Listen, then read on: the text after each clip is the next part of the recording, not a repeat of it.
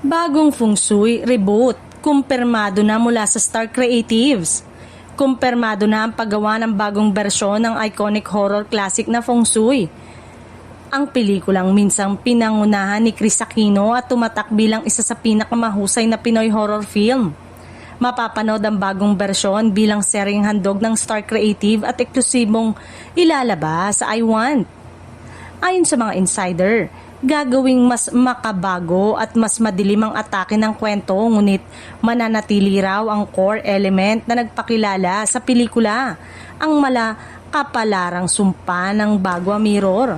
Samantala, main cast ng proyekto ay kasalukuyan pang pinagdidesisyonan ng production team. Ilang pangalan na raw ang lumulutang at pinagdadaanan sa final deliberation.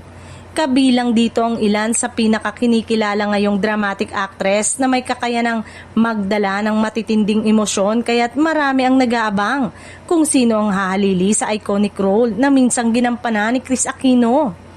Bukod sa lead actress, pinag-uusapan din ngayon kung sino ang gaganap bilang antagonistic presence sa kwento.